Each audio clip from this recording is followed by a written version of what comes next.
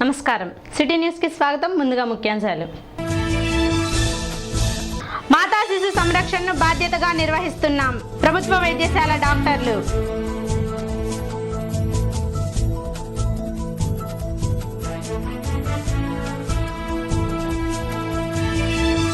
వైద్య శాఖ నిర్లక్ష్యం, ప్రజల్లో అవగాహన లోపానికి తోడు గ్రామీణ ప్రాంతాల్లో సరైన వైద్య సహాయం అందక మాతృ శిశు మరణాలు తప్పటం లేదు.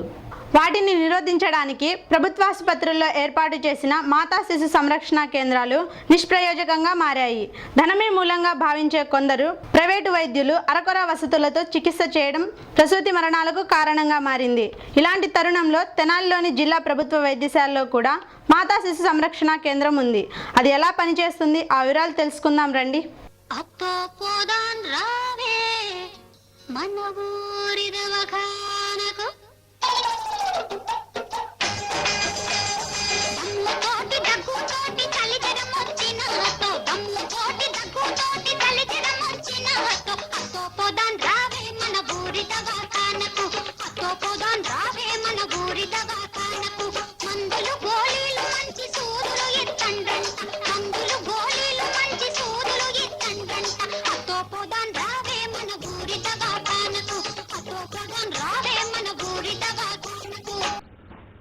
మనం గుంటూరు జిల్లా తెనాలి ప్రభుత్వ వైద్యశాలలో ఉన్నాం. ఇక్కడ ఈ వైద్యశాల గత తెలుగుదేశం పార్టీ హయాంలోనే ఈ వైద్యశాల ఏర్పాటు చేయడం జరిగింది. దీని ప్రారంభోత్సవం కూడా ఆనాటి ముఖ్యమంత్రి చంద్రబాబు నాయుడు చేశాడు. ఈనాటి ముఖ్యమంత్రి, ఆనాటి ముఖ్యమంత్రి. ఈ వైద్యశాల ఆ రోజునే ఆయన చేతుల మీదుగా ప్రారంభించారు. 200 పడకల ఆసుపత్రి తెనాలి ప్రజలందరికీ తెలిసిన విషయమే. అయితే ఇంకొక విషయం ఉంది. నేను రాను బిడ్డో సర్కారు దవాఖానకని పబ్లిక్ ఎవరిని అడిగినా ఆ మాట చెబుతారు. మరి ఇప్పుడు ఆ దవాఖాన ఎలా ఉంది, ఏ విధంగా ఉంది? అసలు ఈ గర్భిణీ స్త్రీలకి ఇక్కడ రావాలంటే భయం వేస్తుంది. ఈ డెలివరీస్ జరుగుతూ ఉన్నాయి లోపల. ఆ డెలివరీ ఎలా జరుగుతున్నాయి, కరెక్ట్గా ఉన్నాయా లేవా, వాళ్ళని అడిగి తెలుసుకున్నాం రండి. ఇప్పుడు మనం హాస్పిటల్ లోపలికి వచ్చాం. మేడం గారు ఉన్నారు. ఇప్పుడు పరిస్థితి ఏంటి? ఈ గర్భిణీ స్త్రీలు ఇక్కడ నోట్ చేసుకున్న తర్వాత లోపలికి అవుట్ పేషెంట్గా ఇక్కడికి జాయిన్ అయిన తర్వాత వాళ్ళు ఏ విధంగా లోపలికి ఎంటర్ అవుతారు, ఏ విధంగా వస్తారు అనేది ఇక్కడ మన డాక్టర్ గారు అందరూ వారే చెప్తారు. చెప్పండి మేడం, ఎలా ఇక్కడ ఇన్పేషెంట్గా చేరిన తర్వాత మీ దగ్గర ఎలాంటి ట్రీట్మెంట్ ఉంటుంది? ఇక్కడ ఇన్పేషెంట్గా చేరిన తర్వాత ఫస్ట్ గర్భిణీ స్త్రీని తీసుకెళ్ళి ఎగ్జామిన్ చేస్తాము.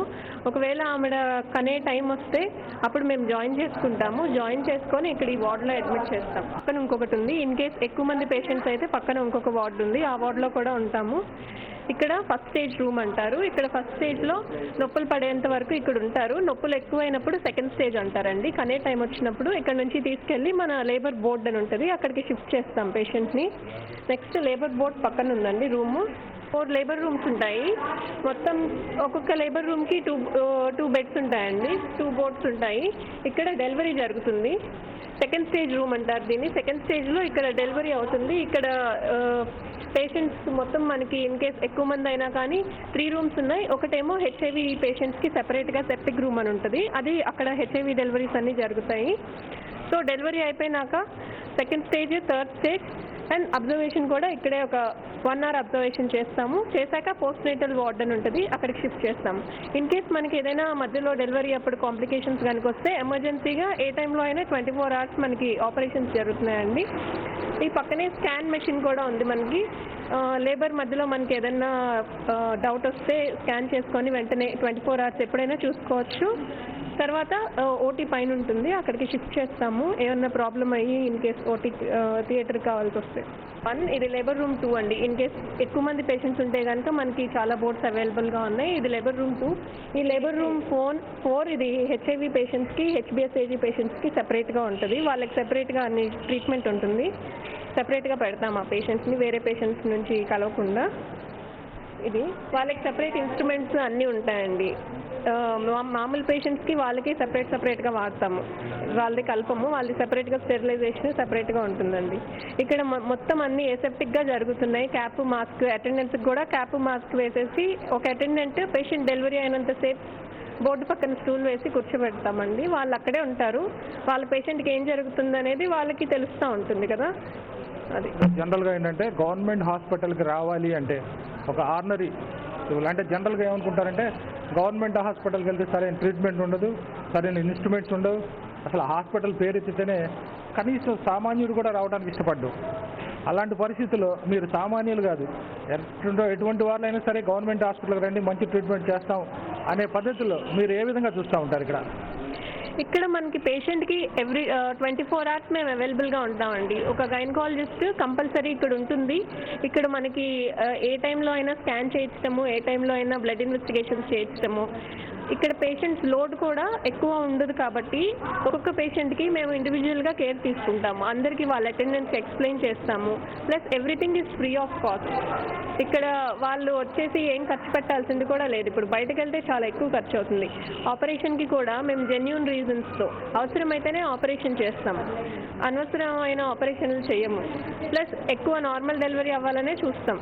ప్లస్ 24 hours మనకి స్కాన్ రూమ్ ఉంది, స్కాన్ అవైలబుల్గా ఉంది, థియేటర్ అవైలబుల్గా ఉంది. సో ఇక్కడ ఆబ్వియస్లీ పేద ప్రజలకు అందరికీ మంచిగా వైద్యం చేస్తాం. ఇక్కడ మళ్ళీ మంచి సూచర్ మెటీరియల్స్, ఆపరేషన్ చేసేటప్పుడు కుట్లు కూడా బయటకు కనిపించకుండా మానిపోయే కుట్లు, తీయాల్సిన అవసరం లేకుండా ఉండే కుట్లు వేస్తున్నాము. చాలా బాగా చేస్తున్నామండి. ఇప్పుడు మనం స్కాన్ రూమ్లోకి వచ్చాం. ఈ స్కాన్ ఎప్పుడు చేస్తారు, ఎందుకు చేస్తారు కూడా డాక్టర్ గారు చెప్తారు ఒకసారి. ఇది మన అల్ట్రాసౌండ్ మెషిన్ అండి. మనకి ఈ హాస్పిటల్లో రేడియాలజిస్ట్ కూడా ఉన్నారు. ఇది సెపరేట్గా లేబర్ రూమ్కి స్కాన్ రూమ్. కాన్పు టైంలో అయినా మాకు ఏదైనా డౌట్లు వచ్చినా కానీ, బేబీ హార్ట్ గురించి తెలియాలన్నా కానీ, ఇన్ కేస్ అవి మామూలు ప్రొసీజర్స్తో తెలియకపోతే ఎమర్జెన్సీగా ఏ టైంలో అయినా మేము స్కాన్ చేసుకోవడానికి ఇక్కడ స్కాన్ కూడా అవైలబుల్గా ఉంది. అండ్ బేబీస్కి పుట్టంగానే స్పెషల్ పీడియాట్రిషియన్ అవైలబుల్ అండి. ప్రతి ఒక్క బేబీకి, నార్మల్ డెలివరీ అయిన బేబీకి ఎలా ఉన్న బేబీని ఒకసారి ఇక్కడ SNCUకి పంపిస్తాం. ఇక్కడ SNCU చాలా బాగా కేర్ ఇస్తున్నారు బేబీస్కి. యూజువల్గా నార్మల్ డెలివరీ అయిన ప్రతి బేబీని మేము పీడియాట్రిక్ డాక్టర్ దగ్గరికి పంపించి కేర్ ఇప్పిస్తామండి. 24 hours పీడియాట్రిషియన్ కేర్ దొరుకుతుందండి ఇక్కడ. ఇన్ కేస్ ఏదైనా బేబీకి ఇన్క్యుబేటర్ కానీ జాండీస్ కానీ వస్తే కనుక ఇక్కడ మనకి 24 hours స్పెషల్ SNCU ఉందండి అవైలబుల్గా, నియోనేటల్ కేర్ యూనిట్. ఇక్కడ చాలా స్టెరిలైజ్డ్గా ఇన్ఫెక్షన్స్ రాకుండా ఇక్కడ చూసుకుంటారు. పీడియాట్రిషియన్ 24 hours అవైలబుల్గా ఉంటారండి మనకి. ఇక్కడ ఇంకా ఏమేమి జాగ్రత్తలు తీసుకుంటారు? ఇప్పుడు బయటికి ఇక్కడికి తేడా ఏంటి? మన ఒక ఆర్డినరీ పేషెంట్ డెలివరీకి వచ్చారు, డెలివరీ అయిపోయింది, ఆ తర్వాత ఆ బేబీకి ఆ తల్లికి ఇబ్బంది లేకుండా మీరు చేసేటట్టు ఇక్కడ మామూలుగా ఇక్కడ ఇన్పేషెంట్ ఉన్న వాళ్ళు ఉంటారు, బయట నుంచి బేబీస్ని పెట్టుకునే వాళ్ళు ఉంటారండి. వాళ్ళకి సెపరేట్గా ఇదేమో మన హాస్పిటల్లో ఉన్న డెలివరీ అయిన బేబీస్కి, అటు సైడ్ బయట నుంచి వచ్చి డెలివరీ అయిన బేబీస్కి ఉంటుంది. ఇక్కడ మనకి ప్రతిరోజు 24 hours వీళ్ళకి ఏదైనా ప్రాబ్లం వచ్చినా కానీ పీడియాట్రిషియన్ అవైలబుల్గా ఉంటారు. నియోనేటల్ జాండిస్, ఇంకా సెప్సిస్, బర్త్ అస్ఫిక్సియా ఇట్లాంటి ప్రాబ్లమ్స్ ఏమైనా సరే పీడియాట్రిషియన్ అవైలబుల్గా ఉండి జాగ్రత్తగా కేర్ తీసుకుంటూ ఉంటారండి. ఇక్కడ అన్నీ స్టెరిలైజ్డ్గా, ఏమాత్రం ఇన్ఫెక్షన్ లేకుండా మొత్తం బాగా క్లీన్గా ఉంటుంది. చాలా మంచి కేర్ అవైలబుల్ అండి. ఇక్కడ బయట నుంచి వచ్చిన మదర్స్కి కూడా SNCU అని సెపరేట్ వార్డ్ ఇస్తారు, అక్కడ బెడ్స్ ఉంటాయి. సో వాళ్ళకు కూడా మేము కేర్ తీసుకుంటూ ఉంటాం. సో టోటల్గా మదర్ అండ్ చైల్డ్ ఇక్కడ చాలా మంచి కేర్ ఇస్తున్నారు. అమ్మ మీరు చెప్పండి, మీరు ఏ ఊరు నుంచి వచ్చారు, ఎప్పుడు వచ్చారు, మీకు డెలివరీ ఎలా జరిగింది, ఇక్కడ బాగా చూసారా, బాగా చూడలేదా, మీకు అసలు అక్కడి నుంచి వచ్చిన తర్వాత మరి ఆపరేషన్ గవర్నమెంట్ హాస్పిటల్ సరిగ్గా చేస్తారా చేయరా? మాకు గవర్నమెంట్ హాస్పిటల్ అంటే అసలు అందరూ భయం ఉంటారు, మరి నేను వస్తున్నాను ధైర్యంగా అని మీకు ఎలా అనిపించింది? వివరంగా మీరు ఊరి నుంచి బయలుదేరి వచ్చేదాకా అక్కడికి వచ్చేదాకా ఏ విధంగా జరిగింది వివరంగా చెప్పండి. మీరు ఏ ఊరు?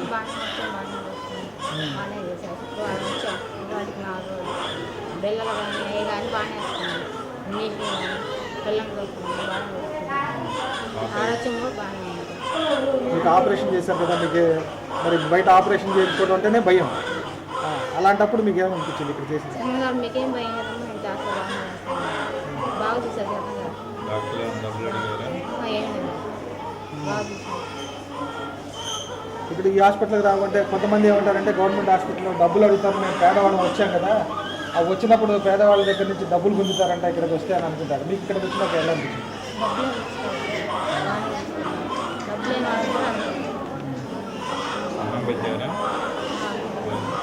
చెప్పండి. అన్నం పెట్టారండి, అన్నం బ్రెడ్ ఇస్తున్నాను, పాలు ఇస్తున్నాను. మీ బేబీని ఎలా చూస్తున్నారు? బేబీ బాగా బయట నుండి థియేటర్లోకి ఎంటర్ అయ్యాం. ఆ థియేటర్లోకి ఎంటర్ అయిన తర్వాత లోపలికి వస్తే ఈ ఆపరేషన్ థియేటర్లో ప్రాసెస్ ప్రకారం ఆ లోపల గర్భిణీ స్త్రీని లోపల తీసుకొచ్చిన తర్వాత ఏ విధమైన ప్రాసెస్లో ఆపరేషన్ చేసి ఆ బేబీని చక్కగా బయటికి తీస్తారు డాక్టర్ గారు అంటే తెలుసు. ఈ ఆపరేషన్ థియేటర్ల కంటే ఇక్కడ ఆపరేషన్ కావాల్సిన ప్యాడ్లు అవి తయారు చేస్తున్నారు, స్టెరైల్ ప్యాడ్స్. ఇవి తయారు చేసిన తర్వాత స్టెరిలైజేషన్ చేస్తాము. ఈ వర్టికల్ ఆటోక్లేవ్స్ దాదాపు 5-6 బిన్స్ ఒకేసారి చేయొచ్చు. 4-5 ఆపరేషన్లు కూడా ఒకేసారి సప్లై చేస్తాయి. తర్వాత ఇది డాక్టర్స్ డ్రెస్ చేంజ్ రూము. ఇక్కడ డాక్టర్స్ అందరూ డ్రెస్ చేంజ్ చేసుకుంటారు, ఆపరేషన్ డ్రెస్లు వేసుకుంటారు. టేబుల్ మీద పెట్టారు సీజర్ కేసు. డాక్టర్ గారు వీళ్ళంతా స్టాఫ్ తయారుగా ఉన్నారు. డాక్టర్ గారు వచ్చి ఇక ఆపరేషన్ చేయడమే తరువాయి. ఇది ఎమర్జెన్సీ సీజర్ కాబట్టి అంతా మొత్తం 1 అవర్ లోపలనే మొత్తం తయారు చేసి బెడ్ ఆపరేషన్ టేబుల్ మీద తీసుకొచ్చాము. ఇక్కడ నుంచి ఆపరేషన్ టేబుల్ నుంచి బయటికి వెళ్తుంది. ఈ మధ్యకాలంలో జనాలు గవర్నమెంట్ హాస్పిటల్కి రావడానికి మంచి డాక్టర్ లేరు, ఎలా మన అమ్మాయిని అక్కడ తీసుకెళ్ళి డెలివరీ చేయిస్తామనే ఫీలింగ్లో గతంలో ఉండేవాళ్ళు. ఆపరేషన్ కేసులు కానివ్వండి, జనరల్ కేసులు కానీ ఈ వైద్యశాలకు రావాలంటే అవకాశం లేదనే ఉద్దేశంతో ఉండేది. తర్వాత సింహాచలం గారు ఈ మధ్యకాలంలో ఈ తెనాల హాస్పిటల్కి వచ్చిన తర్వాత విపరీతంగా డెలివరీ కేసెస్ వస్తున్నాయని చెప్పి తెలిసింది. మామూలు కేసుల కంటే కూడా ఈ డెలివరీ కేసులు ఎక్కువగా వస్తున్నాయి అన్నట్టు తెలిసింది. అసలు సింహాచలం గారి దగ్గర ఉన్న వర్క్ ఏంటి, ఆయన చేసేటువంటి ప్రత్యేకత ఏంటి, ఆయన అడిగి తెలుసుకుందాం. సాధారణంగా మాతా శిశు సంరక్షణ కార్యక్రమంలో భాగంగా కాన్పుల డాక్టర్ కానీ అట్లాగే పిల్లల డాక్టర్ కానీ ప్రతి చిన్న హాస్పిటల్ నుంచి జిల్లా హాస్పిటల్ వరకు ఖచ్చితంగా అవసరం చాలా ఉంది. కానీ దురదృష్టవశాత్తు జిల్లా హాస్పిటల్లో కొన్ని రోజుల పాటు గైనకాలజిస్ట్ లేకపోవడం అనేది ఒక మనకి మైనస్ పాయింట్. ఈ మధ్యకాలంలో సూపరింటెండెంట్ గారు అయితేనేమి అట్లాగే లోకల్ ఎమ్మెల్యే గారు అయితేనేమి ఇంట్రెస్ట్ తీసుకుని వేమూరులో పనిచేస్తున్నటువంటి నన్ను జిల్లా హాస్పిటల్లో పనిచేసినట్లయితే మంచి ఫలితాలను సాధించడానికి అవకాశం ఉంటుందనేటువంటి ఉద్దేశంతో ఇక్కడికి తీసుకొచ్చారు. అదే వాళ్ళ యొక్క నమ్మకాన్ని నిలబెడుతూ వాళ్ళ యొక్క అంచనాలను తగ్గట్టుగా నేను వర్క్ చేస్తూ మాతా శిశు సంరక్షణ కార్యక్రమంలో భాగంగా గర్భిణీ స్త్రీలకి అట్లాగే కాన్పుల విషయంలోనూ ఆపరేషన్ విషయంలోనూ కూడా నా యొక్క సేవల్ని ఇక్కడ అందిస్తున్నాను. ఇప్పుడు జనరల్గా అక్కడి నుంచి బయట నుంచి ఆపరేషన్ థియేటర్ దగ్గరికి అంటే నార్మల్ డెలివరీ కావచ్చు లేకపోతే ఆపరేషన్ కావచ్చు, అది ఏ విధంగా ఈ ప్రాసెస్ చేస్తారు పబ్లిక్కి కొంచెం మాకు ధైర్యంగా ఉంటుంది హాస్పిటల్కి వెళ్తే అనేటువంటి ఒపీనియన్ని మీరు పబ్లిక్కి చెప్పాలి.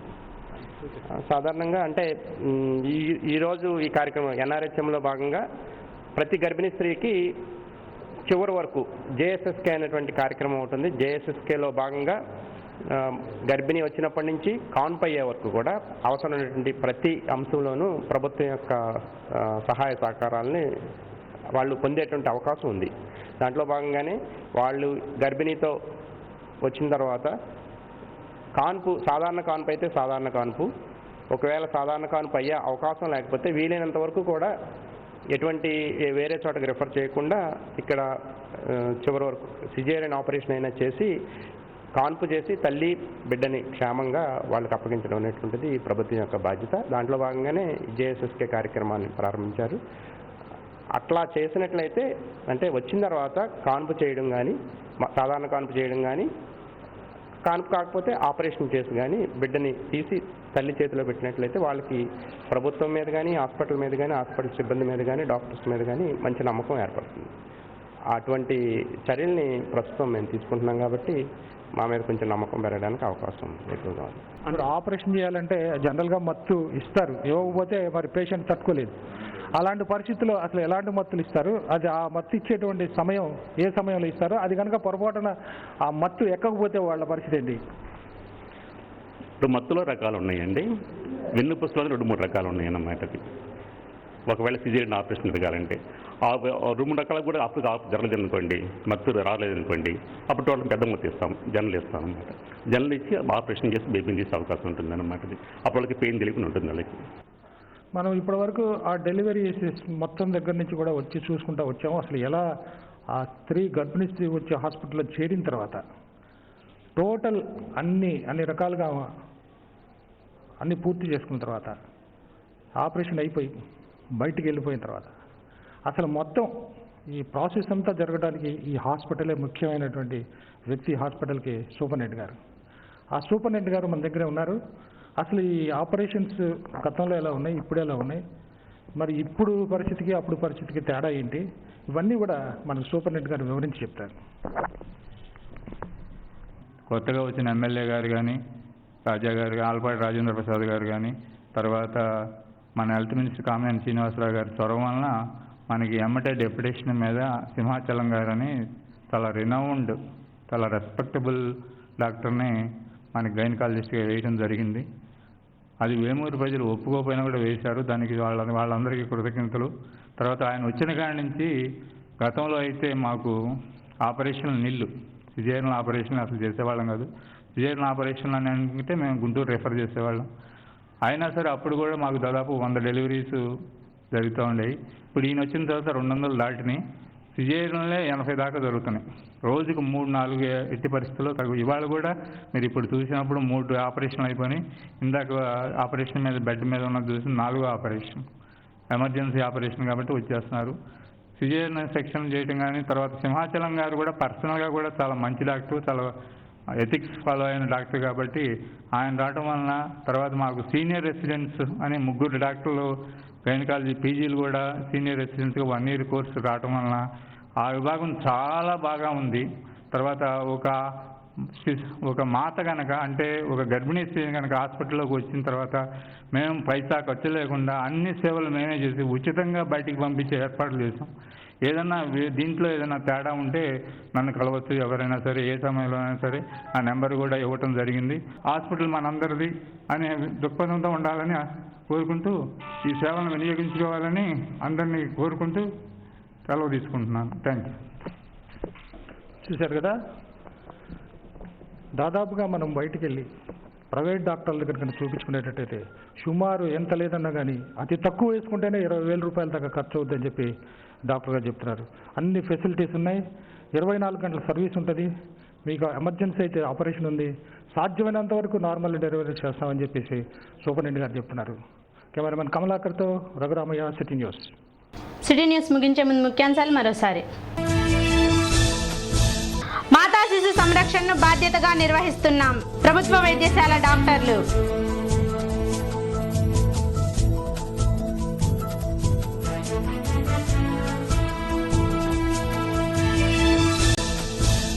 సిటీ న్యూస్ ఇంతటితో సమాప్తం. నమస్కారం.